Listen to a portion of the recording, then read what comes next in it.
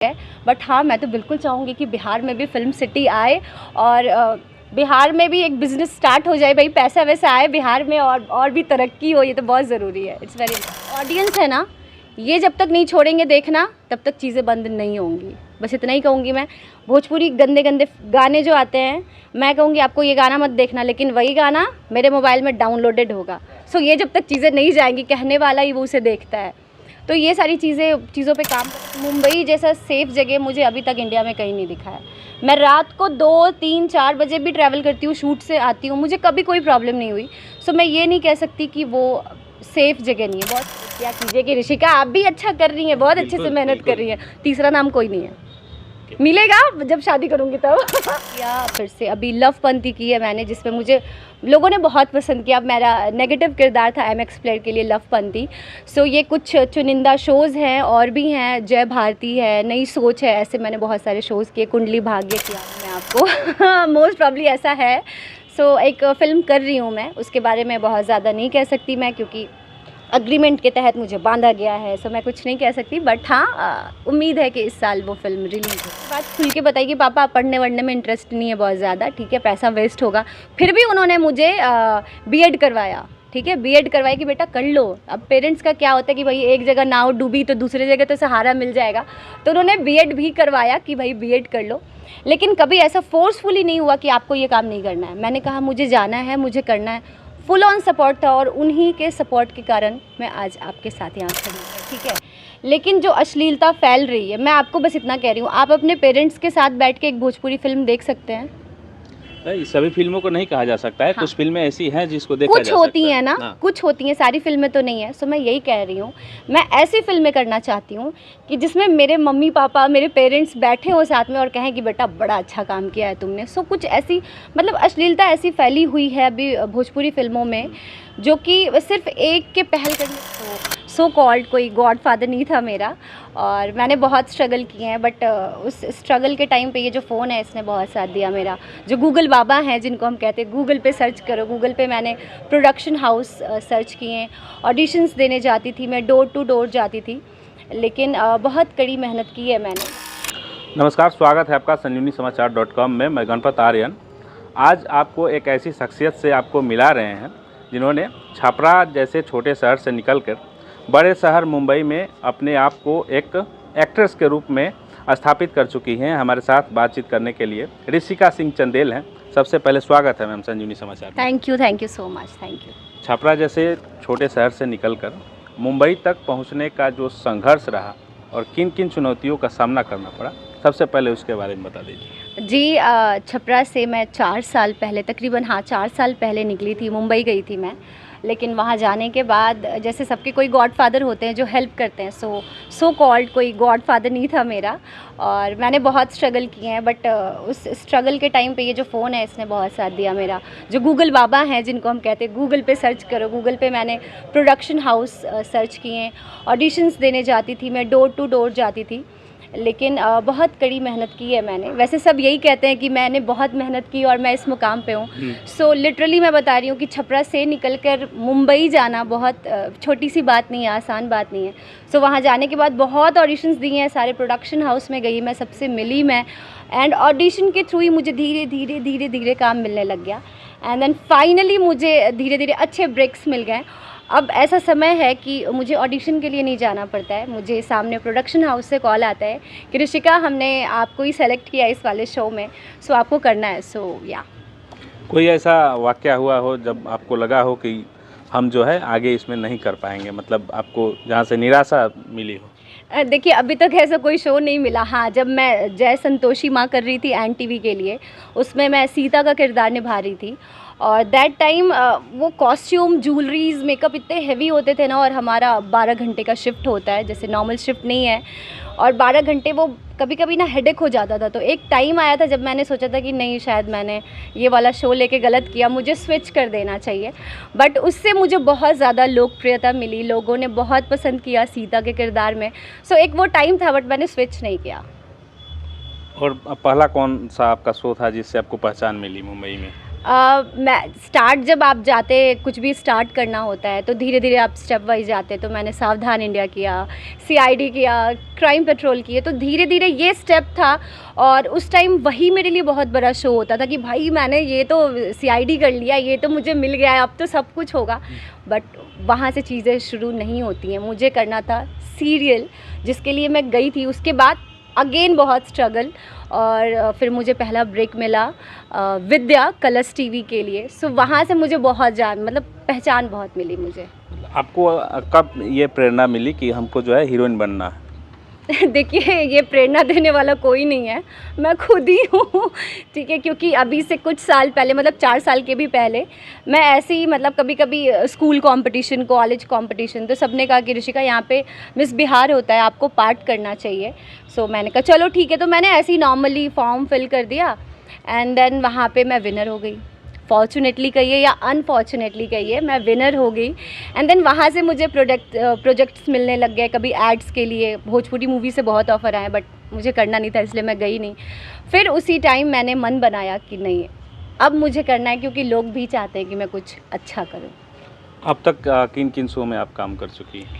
जी, वैसे शोज़ तो बहुत सारे हैं, बट कुछ 2-4 मैं नाम बता दूं। NTV के लिए मैंने जय संतोषी माँ किया, कलर्स के लिए मैंने विद्या किया, फिर से अभी लवपंती की है मैंने, जिसमें मुझे लोगों ने बहुत पसंद किया। मेरा नेगेटिव किरदार था MX प्लेयर के लिए लवपंती। सो ये कुछ चुनिंदा शोज़ हैं, और भी हैं, जय भारती है, नई सोच है, ऐसे मैंने बहुत सारे शोज़ किए। कुंडली भाग्य किया मैंने, तो ऐसे बहुत सारे शोज़ हैं। जब आप छपरा में थी, छपरा में पढ़ाई कर रही थी कॉलेजों में, तो कॉलेज के अब जो आपके दोस्त मिलते हैं, तो क्या उनको ये लगता था कि जो जिनके साथ हम पढ़ रहे हैं उनको टीवी पे कभी देखेंगे? देखिए, मैं सच बताऊं अभी आपको, तो मैं किसी से मिल नहीं पाती हूँ। हाँ। मैं आई 2-3 दिन के लिए, और मम्मी पापा में ही बिजी रहती हूँ। और नहीं तो आप लोगों से मिली तो मेरी माँ कहती है तुम आती क्यों हो, होटल में ही आके रहा करो, और फिर वहाँ से अपना काम ख़त्म करके चले जाया करो। क्योंकि मैं आती हूँ तो लिटरली मैं उन लोगों को भी टाइम नहीं दे पाती हूँ। और जैसे दोस्तों की बात रही, तो मैं नहीं मिल पाती। मेरी जो भी बात होती है फ़ोन पे बात होती है, नहीं तो सोशल मीडिया तो जिंदाबाद। सो यही है। बट वो लोग बहुत अप्रिशिएट करते हैं मुझे, मेरी जितनी फैमिली है, पूरा ख़ानदान कह लूँ मैं, सब बहुत अप्रिशिएट करते हैं मुझे कि तुम कुछ अच्छा कर रही हो ऋषिका। आने वाले दिनों में बड़े पर्दे पे आप नज़र आने वाली है? शायद इसी साल नज़र आ जाऊँ मैं आपको। मोस्ट प्रॉब्ली ऐसा है। सो एक फ़िल्म कर रही हूँ मैं, उसके बारे में बहुत ज़्यादा नहीं कह सकती मैं, क्योंकि अग्रीमेंट के तहत मुझे बांधा गया है। सो मैं कुछ नहीं कह सकती, बट हाँ, उम्मीद है कि इस साल वो फ़िल्म रिलीज़ हो जाए।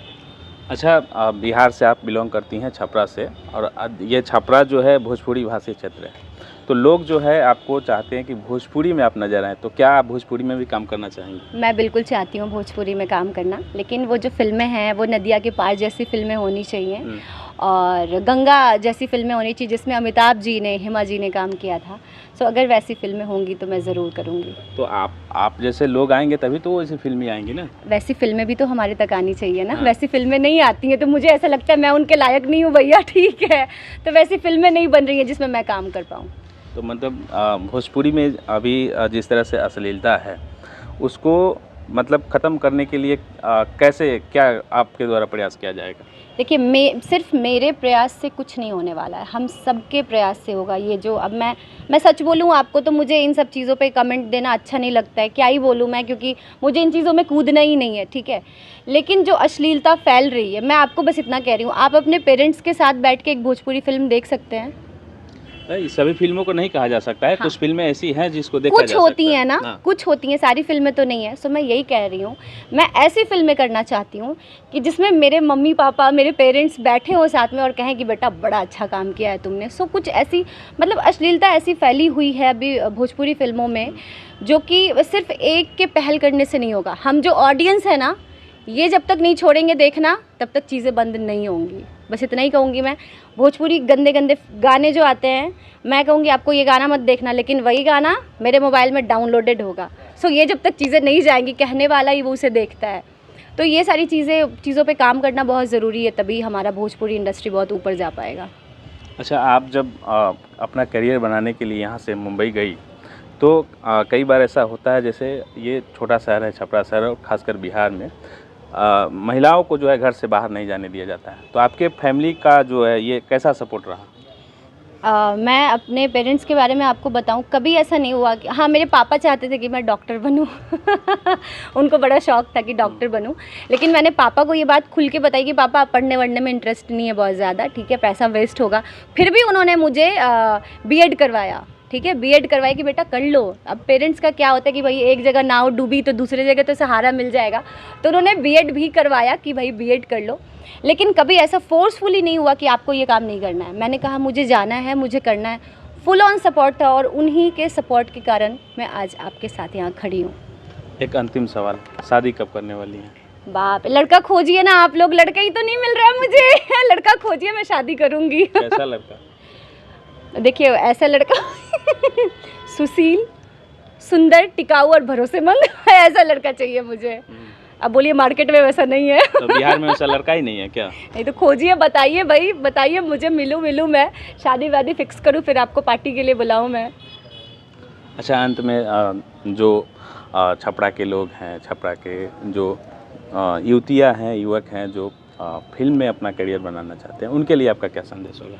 देखिए संदेश बस इतना सा है कि अगर आप इस क्षेत्र में काम करना चाहते हैं तो बिल्कुल कीजिए। मैं चाहती हूँ कि छपरा के जो भी लोग हैं वो बाहर निकल के जाएं और नाम कमाएं, हमारे छपरा का नाम रोशन करें, लेकिन ये हमेशा याद रखें कि अपने ऊपर काम करके जाएं। आप यहाँ से जाइए मुंबई, और अगेन मुंबई में आप 2 साल वेस्ट करें कि हमारे जो डिक्शन है वो ठीक नहीं है, हम शब्द अच्छे से नहीं बोलते हैं, हमारा एक्सप्रेशन अच्छा नहीं है, हमें चलने का तरीका नहीं है, क्योंकि कुछ भी है, ये जो इंडस्ट्री है ये बहुत एक साँचा है जिसमें सबको ढलना पड़ता है।